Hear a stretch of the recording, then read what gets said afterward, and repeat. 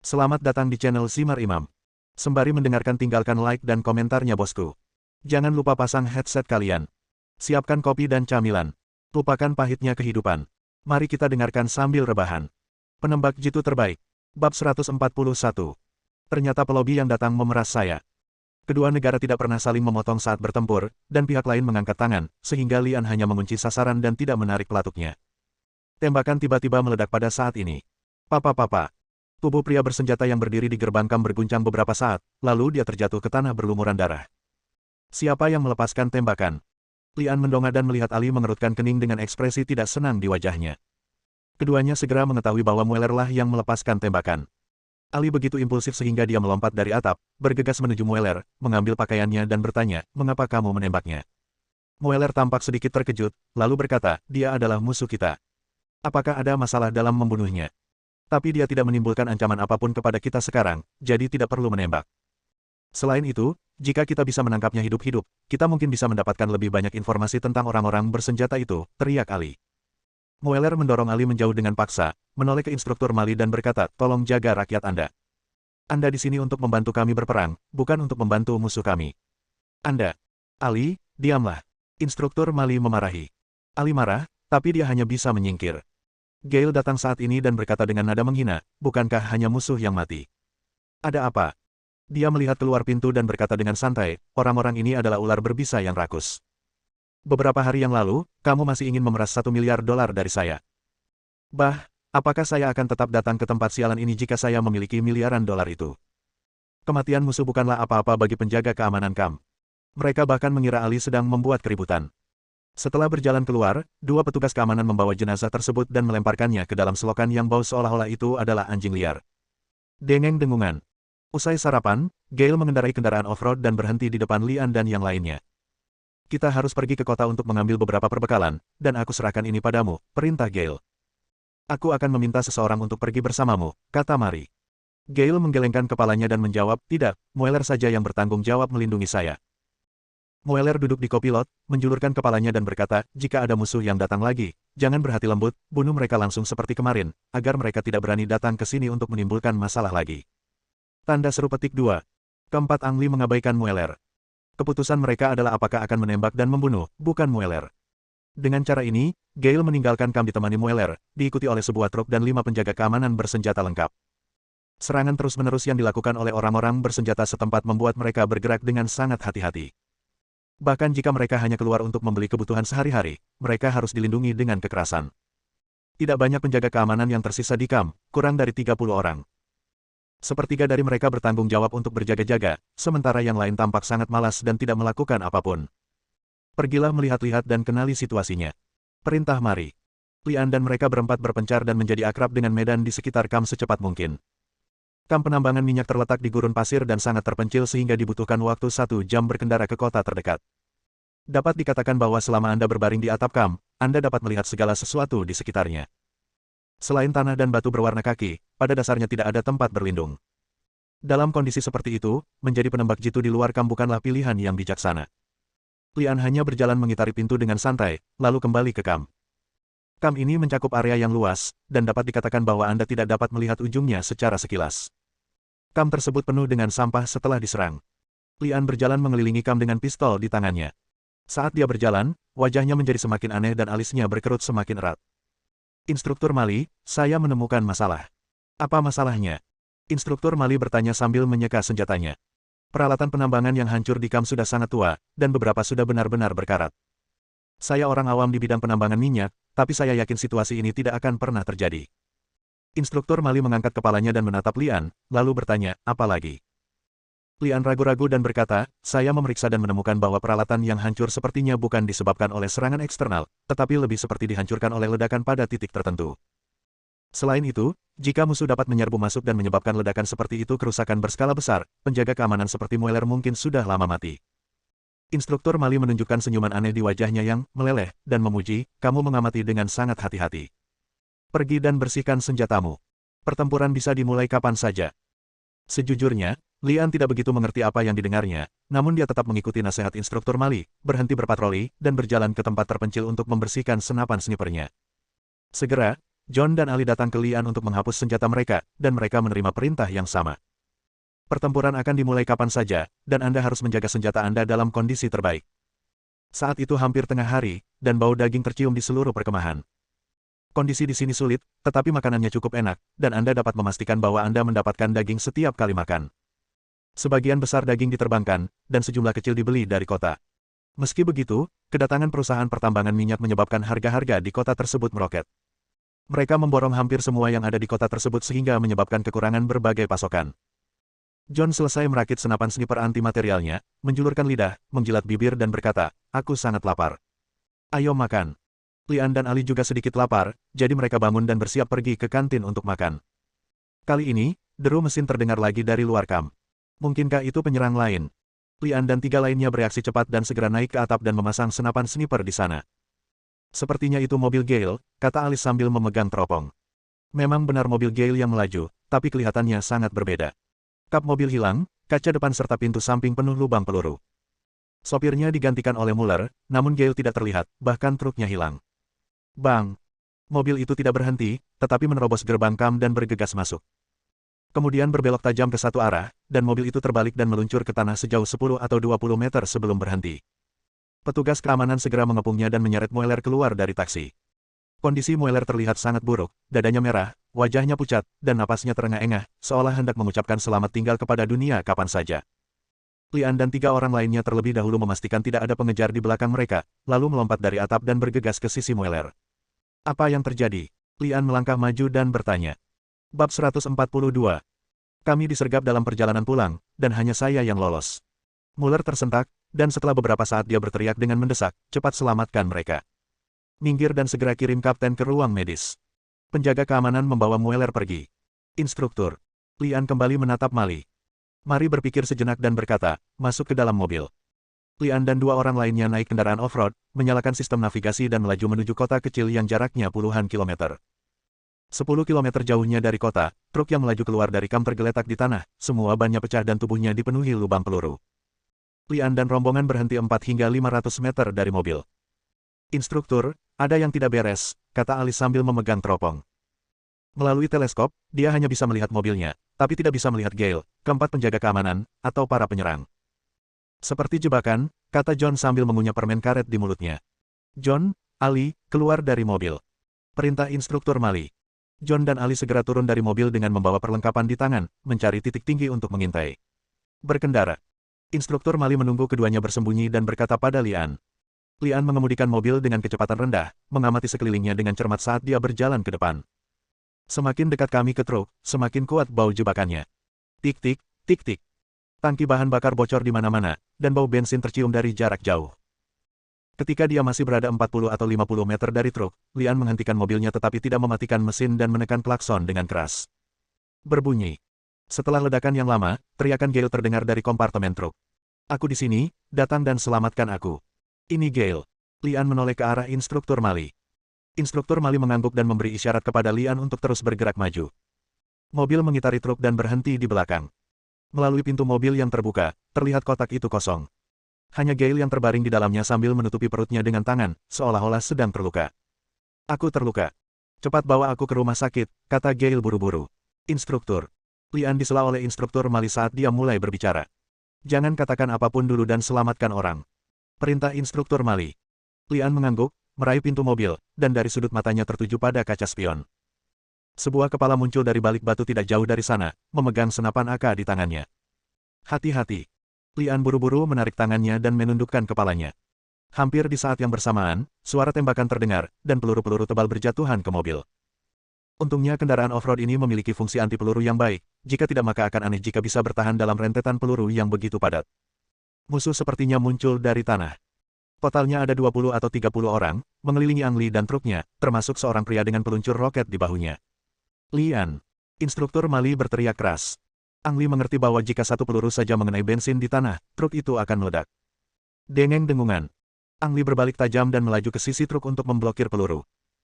Pada saat yang sama, dia berteriak melalui komunikator, John, kami butuh bantuan.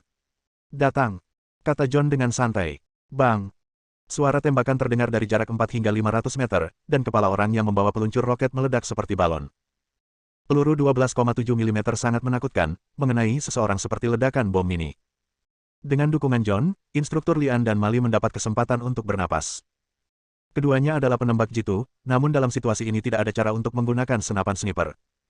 Mereka hanya dapat menggunakan senapan otomatis untuk melawan musuh. Jangan matikan mesin dan bersiap untuk mengungsi kapan saja, perintah instruktur Mali. Setelah berbicara, dia membuka pintu mobil dan meluncur ke bawah. Sesaat kemudian, tangisan kesakitan Gale terdengar dari dalam truk, bersikaplah lembut, ini menyakitkan saya sampai mati. Bang! Setiap kali suara tembakan terdengar dari jarak 4 hingga 500 meter, musuh akan terbunuh. Pencegahan penembak jitu di medan perang sekali lagi ditunjukkan. Setelah 4 orang dibunuh oleh John satu demi satu, yang lain tidak berani memimpin lagi. Terdengar suara berisik di bawah truk, dan instruktur Mali menyeret Gale keluar dari bawah truk dan melemparkan Gale ke kursi belakang. Sebelum pintu mobil bisa ditutup, Lian menginjak pedal gas dan membiarkan mobilnya keluar. Berdengung. Suara mesin terdengar dari balik batu, dan beberapa truk pickup menempel di Lian. Boom! Boom! Senapan sniper anti-material sekali lagi menunjukkan kekuatannya. Dengan satu peluru, sebuah truk pickup musnah. Sakit sekali, cepat bawa aku ke rumah sakit. Gale mengerang kesakitan sambil berbaring di kursi belakang, darah hitam merembes dari sela-sela jarinya. Instruktur Mali membuang kotak P3K dan berteriak pada Gale, singkirkan tanganmu. Sebungkus bubuk obat penahan darah ditaburkan di luka Gale, tapi tidak berpengaruh dan cepat tersapu oleh darah. Tekan kuat-kuat. Instruktur Mali hanya bisa menekan pembalut dan kain kasa pada luka Gale. Mencicit.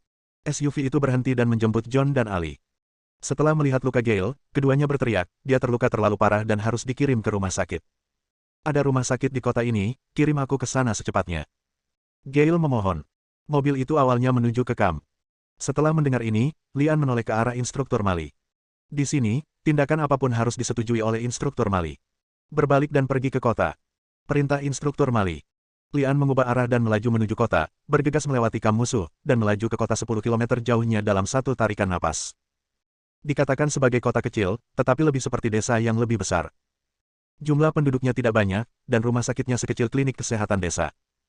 Mungkin karena dia belum pernah melihat orang yang terluka parah, satu-satunya dokter di rumah sakit itu tertegun dan mulai merawat Gale atas desakan Angli. Instruktur, ada yang tidak beres. Lian menemukan instruktur Mali dan melaporkan temuannya. Truknya kosong, 4 petugas keamanan hilang, dan luka Gale adalah luka tusuk. Truk itu kosong, menandakan bahwa ia tidak memasuki kota untuk berbelanja. Yang lebih aneh lagi adalah keempat penjaga keamanan itu hilang. Yang paling aneh adalah luka Gale. Kemungkinan besar serangan musuh adalah luka tembak, bukan luka pisau yang ditimbulkan dari jarak dekat. Instruktur Mali berkata dengan wajah serius, kita akan tahu apa yang terjadi ketika Gale keluar. Sekarang keluarlah dan berjaga-jaga. Orang-orang itu mungkin akan mengejarnya ke kota. Ya. Angli naik ke rumah di sebelah rumah sakit dengan senapan snipernya, sementara John dan Ali mengintai di atap rumah sakit. Bab 143. Agen perjalanan sampah macam apa yang mengirimku ke tempat yang tidak tahu berterima kasih ini dan meninggalkanku sendirian di sini. Saya pasti akan mengeluh ketika saya kembali, Anda melakukan penipuan. Petik 2. Sebuah suara berteriak tidak jauh dari rumah sakit kota. Lian mengerutkan kening saat mendengar suara itu. Itu bukan karena orang lain berbicara bahasa Mandarin, tapi karena suaranya sangat familiar. Maaf, bisakah Anda berbicara bahasa Mandarin? Bahasa Inggris juga bisa diterima. Lian mengalihkan pandangannya, dan kemudian senyum masam muncul di wajahnya. Tidak salah lagi, itu adalah Wu Jinseng. Wu Jinseng tampak sangat malu, seolah baru saja dirampok, dan pakaiannya compang camping seperti pengemis. Selain itu, dia berteriak gila-gilaan sendirian, membuat orang-orang menghindarinya saat melihatnya. Cantik, aku belum makan seharian. Bisakah kamu memberiku sesuatu untuk dimakan? Hei, jangan pergi. Aku benar-benar bukan orang jahat. Wu Jinseng mencoba menghentikan seorang wanita parubaya untuk meminta makanan, tetapi wanita itu melarikan diri seolah-olah dia bertemu dengan pencuri. Hei, bisakah kamu mendapatkan sedikit cinta? Masyarakat macam apa ini? Ketika dia bertemu dengan seorang teman lama di luar negeri, dan teman lama ini tampaknya sangat tidak beruntung, Lian tidak dapat berpura-pura bahwa dia tidak dapat melihat apapun. Wu Jinseng. Lian tiba-tiba muncul di belakang Wu Jinseng dan memanggil. Wu Jinseng terkejut saat melihat Lian, dan kemudian dia berlari ke arahnya dengan lebih intim daripada saat dia melihat ayah kandungnya.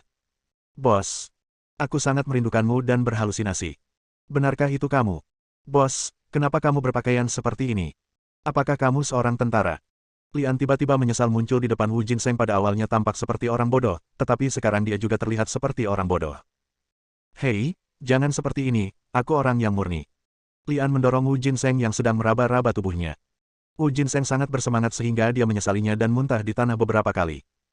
Bah, aku sangat normal dan sama sekali tidak tertarik pada laki-laki. Wu Jinseng, kenapa kamu datang ke sini? Lian bertanya dengan rasa ingin tahu. Saudaraku, jangan bicarakan ini dulu. Apakah kamu punya sesuatu untuk dimakan? Jika kamu punya uang, kamu bisa meminjamkanku dulu, kata Wu Jinseng dan mengulurkan tangannya lagi. Lian buru-buru melemparkan sepotong biskuit yang sudah dikompres dan berteriak, saya tidak punya uang, jadi kamu bisa makan bersama. Wu Jinseng sangat lapar. Dia mengambil biskuit yang sudah dikompres dan memasukkannya ke dalam mulutnya. Akibatnya, dia tersedak dan batuk berulang kali. Pelan-pelan, itu tidak cukup, kata Lian dan menyerahkan ketelnya. Wu Jinseng meminum 2 teguk air untuk mencuci biskuit yang tersangkut di tenggorokannya, lalu mulai mengunyahnya lagi. Lian melihatnya dan menggelengkan kepalanya. Memikirkannya, generasi kedua yang kaya ini sungguh menyedihkan. Setelah makan sepotong biskuit utuh dan setengah botol air, kulit Wu Jinseng terlihat jauh lebih baik, dan dia masih berteriak dengan semangat, saudaraku, jika aku tidak bertemu denganmu, aku akan mati. Apa yang terjadi padamu? Lian bertanya lagi dengan rasa ingin tahu. Saat itulah Wu Jinseng menceritakan kisahnya. Ternyata Wu Jinseng pergi ke mall untuk membeli sesuatu, namun ketika dia check out, dia diberitahu bahwa dia telah menerima perjalanan mewah gratis selama 7 hari 7 malam. Wu Jinseng begitu terpesona dengan hadiah utama sehingga dia naik pesawat bahkan tanpa bertanya kemana dia akan pergi. Akibatnya, Wu Jinseng mengambil paspornya segera setelah pesawat meninggalkan Jerman, dan kemudian pemandu wisata mulai mencari cara untuk memeras Wu Jinseng darinya. Dalam 7 hari terakhir, Wu Jinseng diledakkan. Ketika pemandu wisata menyadari bahwa dia tidak bisa lagi mengeluarkan minyak dan air dari Wu Jinseng, dia melemparkannya ke tempat ini. Jika dia tidak bertemu Lian, Wu Jinseng, yang tidak mengerti bahasanya, mungkin sudah mati di sini. Saudaraku, bukankah kamu bersekolah di Jerman? Mengapa kamu datang ke sini untuk bertugas sebagai tentara? Wu Jinseng bertanya lagi dengan rasa ingin tahu setelah menceritakan kisahnya. Saat Lian hendak menjelaskan, suara Ali datang dari komunikator. Musuh telah muncul. Lian menoleh ke belakang dan melihat 2 truk pikap merajalela di jalanan kota. Orang-orang di dalam mobil semuanya memegang senapan AK. Tidak ada waktu untuk menjelaskan, cepat ikuti aku. Lian menarik Wu Jinseng dan lari. Saudaraku, senang bertemu denganmu. Kamu harus menemukan cara untuk mengirimku kembali. Aku benar-benar tidak ingin tinggal di tempat hantu ini selama sehari lagi. Wu Jinseng berteriak penuh semangat sambil berlari. Bertemu denganku mungkin bukan hal yang baik. Lian tersenyum pahit pada dirinya sendiri, melepas rompi anti pelurunya dan menyerahkannya dan berkata, pakai. Apa ini? Wu Jinseng bertanya dengan bingung sambil mengambil rompi anti peluru yang berat itu. Rompi anti peluru, kata Lian sambil meletakkan senapan sniper di punggungnya, menendang dinding, mengulurkan tangan untuk meraih atap rumah dan mencapai atap. Wu Jinseng tercengang dengan serangkaian tindakan Ang Li. Dia menimbang rompi anti peluru dan berteriak, saudaraku, mengapa saya harus memakai rompi anti peluru? Bang! John menembak, dan truk pikap yang melaju di depan berhenti. Kemudian senapan AK meraung, dan beberapa orang yang tidak bersalah terjatuh ke dalam genangan darah. Begitu tembakan terdengar, Wu Jinseng terkejut, mengenakan rompi anti peluru dengan gerakan cepat, mengulurkan tangannya dan berteriak, saudaraku, tarik aku tidak bisa bangun. Sekarang Lian tahu cara menyeret botol minyak, dia mengulurkan tubuh bagian atas dan mengulurkan tangannya untuk menarik Wu Jinseng ke atas. Wu Jinseng berbaring di atap dengan kepala meringkuk, berteriak ketakutan di wajahnya, saudaraku, mengapa kamu kembali? Mengapa orang-orang itu menyerang kita? Ang Li tidak punya waktu untuk menjelaskan kepada Wu Jinseng. Dia meletakkan senapan sniper di atap, dengan cepat mengunci seorang pria bersenjata dan menarik pelatuknya. Bang! Tembakannya sangat akurat, sasarannya langsung mengenai kepala dan jatuh ke tanah. Jangan bodoh, bantu aku segera menemukan di mana musuh berada, kata Lian dan melemparkan teleskop yang dibawanya ke Wu Jinseng. Oh, baiklah. Wu Jinseng memegang teleskop dengan tangan gemetar. Bah bang bang. Beberapa peluru menghantam atap rumah. Wu Jinseng sangat ketakutan hingga dia hampir membuang teleskopnya. Jam 1, di belakang pilar. Ang Li dengan cepat menggerakkan moncong senjatanya dan melihat melalui teropong seorang musuh bersembunyi di balik pilar kayu tidak jauh dari truk pikap. Pilar kayu itu tebalnya hanya sekitar 10 cm, dan tidak ada cara untuk memblokir tubuh lawan sepenuhnya. Lian menghitung data dalam pikirannya, menarik napas dalam-dalam, mengeluarkan setengahnya, dan menarik pelatuknya dengan tenang. Retakan. Pelurunya menembus tiang kayu dan mengenai sasaran di pelipis. Saudaraku, kamu baru saja membunuh seseorang, teriak Wu Jinseng dengan gemetar. Bukankah ini omong kosong? Teruslah mencari. Lian meraung dengan suara rendah. Wu Jinseng sangat ketakutan sehingga dia segera mulai mencarinya. Ada kurang dari 10 musuh yang mengejar mereka hingga ke kota, dan seluruh baku tembak berlangsung kurang dari 1 menit. Setelah setengah dari mereka terbunuh, orang-orang yang tersisa pergi. Bab 144. Ternyata perang itu seperti itu. Kalau aku tahu dari awal, aku pasti sudah jadi tentara juga. Wu Jinseng berteriak kaget dan menipu. Tadi, Wajahnya pucat karena ketakutan, tapi sekarang dia bersemangat seperti anak kecil yang mendapat permen. Lian terdiam. Apakah menjadi tentara itu menyenangkan? Itu akan membunuh orang. Musuh mungkin sangat ketakutan, dan mereka tidak pernah muncul lagi setelah kejadian ini. Perawatan Gale berjalan lancar, dan setelah 3 jam berjuang terus-menerus, operasi akhirnya selesai. Saat ini, Lian menemukan instruktur Mali. Di satu sisi, dia melaporkan tentang Wu Jinseng. Dia tidak bisa meninggalkannya sendirian di tempat yang tidak ramah ini. Instruktur Mali ternyata mudah diajak bicara dan bahkan setuju untuk membawa Wu Jinseng bersamanya, hanya agar Wu Jinseng siap secara mental bahwa apa yang mereka temui akan sangat berbahaya. Wu Jinseng masih kecanduan dengan kegembiraan sebelumnya dan mengabaikan masalah ini sama sekali. Instruktur, sebaiknya kita segera kembali sebelum gelap. Instruktur Mali mengangguk dan berkata, saya tahu. Ayo pergi dan dengarkan apa yang dikatakan Gale dulu. Ya, jawab Lian. Setelah meminta Wu Jinseng menjaga pintu, Lian dan Mali memasuki bangsal. Gale pucat karena kehilangan banyak darah dan terlihat sangat miskin.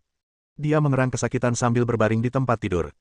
Setelah melihat instruktur Lian dan Mali, dia tersenyum dan berkata, terima kasih telah menyelamatkan saya. Instruktur Mali tidak mengucapkan sepatah kata pun, tetapi berdiri di tepi tempat tidur dan menatap ke arah Gale. Gale merasa ketakutan saat melihatnya, dan mau tidak mau bertanya, apakah ada yang salah? Jika kami meninggalkanmu sendirian sekarang, apakah menurutmu kamu akan selamat malam ini? Instruktur Mali tiba-tiba bertanya. Gale bergidik di dalam hatinya dan berteriak dengan semangat, tidak, kamu tidak bisa meninggalkanku sendirian, misimu adalah melindungiku. Instruktur Mali berkata dengan dingin, tidak, Anda seharusnya lebih tahu dari saya. Tugas saya bukan melindungi Anda, tetapi menyelidiki apa yang sebenarnya terjadi di sini. Gale bergidik lagi. Lian bingung. Kenapa, misi kita tidak bertahan selama seminggu dan menunggu pasukan mengambil alih? Saya tidak mengerti apa yang Anda bicarakan, kata Gale dan menoleh ke samping, tidak berani menatap instruktur Mali. Instruktur Mali tidak banyak bicara. Dia melihat waktu dan berkata, kami akan segera kembali sebelum gelap. Selamat tinggal. Saat pintu terbuka, Gale menjadi cemas dan berteriak, tunggu sebentar. Instruktur Mali berhenti, kembali menatap Gale dan bertanya, apakah ada yang ingin Anda katakan? Gale tampak ragu-ragu, berjuang dalam pikirannya dan berteriak, itu Mueller, semuanya adalah ide Mueller. Retakan. Instruktur Mali menutup pintu lagi, kembali ke samping tempat tidur Gale dan berkata, bersikaplah jelas. Kata-kata itu telah membuka pintu air, dan Gale tidak menyembunyikan apapun, jadi dia mulai berbicara seperti kacang. Ternyata tidak ada serangan sama sekali, semuanya diarahkan dan dilakukan oleh Mueller. Ada orang yang terbunuh 2 minggu lalu, semuanya ditembak dan dibunuh karena menentang Mueller. Para penyerang yang bertarung dengan Ang Lee kemarin dan hari ini juga merupakan penjaga keamanan Mueller atau tim tentara bayaran yang disewa olehnya. Mueller melakukan semua ini demi sebuah kata. Sejak Mueller datang ke sini sebagai kapten keamanan, ia menemukan peluang bisnis, yaitu masyarakat lokal selalu dapat dengan mudah mencapai tujuannya dengan memeras perusahaan minyak. Jadi Mueller berpura-pura menjadi penduduk lokal untuk memeras perusahaan minyak, dan dia selalu mencapai tujuannya. Setelah setiap keberhasilan, selera Mueller semakin besar, dan dia menuntut lebih banyak uang, sampai akhirnya perusahaan minyak menolaknya. Hal ini membuat Mueller sangat marah sehingga ia mengalihkan perhatiannya ke peralatan pengeboran minyak. Mueller membeli beberapa potongan tembaga dan besi tua, meledakkannya di kamp, dan kemudian mengangkut peralatan ekstraksi minyak mentah milik perusahaan minyak dan menjualnya untuk mendapatkan keuntungan besar. Mungkin menyadari bahwa perilakunya akan diketahui, Mueller berencana membuat masalah besar dan pergi dari sini. Dia benar-benar menggeledah perusahaan minyak di sini. Kedatangan Lian dan yang lainnya membuatnya sadar bahwa masalah tersebut telah terungkap, jadi dia mencoba membunuh semua orang atas nama personel bersenjata setempat. Gale dan Mueller berada dalam hubungan kerjasama. Tanpa bantuan Gale, Mueller tidak akan mampu memeras perusahaan minyak dan kesuksesannya tidak akan mudah. Hari ini Gale dan Mueller sama sekali tidak pergi ke kota untuk membeli apapun, mereka hanya mencari alasan untuk memasang jebakan. Cedera Gale disebabkan oleh Gale Mueller, dia menggunakan Gale sebagai umpan untuk memikat Lian dan yang lainnya agar mengambil umpan tersebut, dan di saat yang sama dia juga ingin membunuh Gale untuk membungkamnya. Instruktur Ang Lee dan Mali mendengarkan dengan cermat semua yang dikatakan Gale, dan mereka semua marah atas perilaku Mueller. Penjaga keamanan yang seharusnya melindungi properti perusahaan minyak berubah menjadi tikus tanah yang haus darah. Sepertinya inilah yang sebenarnya terjadi. Saya akan membuat laporan rinci ke perusahaan Anda, kata instruktur Mali tanpa ekspresi. Gale menangis dengan sedih, tolong percayalah, semuanya adalah ide Mueller, dan saya terpaksa. Jika saya tidak melakukan apa yang dikatakan Mueller, maka saya akan dibunuh seperti yang lain. Dia tidak bermaksud membiarkanmu hidup sekarang, kata instruktur Mali dingin. Gale tidak bisa menahan diri untuk tidak gemetar, dan berteriak, tolong selamatkan saya. Tolong, bawa saya keluar dari sini. Selama Anda membawa saya keluar dari sini, saya akan melakukan apapun yang Anda minta. Termasuk menuduh Mueller secara langsung. Tanya instruktur Mali. Gale terkejut sesaat, lalu mengertakkan gigi dan berteriak, saya bersedia menuduh Mueller secara langsung, selama Anda membiarkan saya pergi dari sini hidup-hidup. Saya akan menyampaikan pemikiran Anda, tetapi Anda juga akan menerima pengadilan yang adil menurut hukum, kata instruktur Mali tanpa ekspresi. Wajah Gale pucat, dan dia mungkin akan menghabiskan sisa hidupnya di penjara. Saat keluar dari bangsal, Lian bertanya dengan ragu, instruktur, apa sebenarnya misi kita?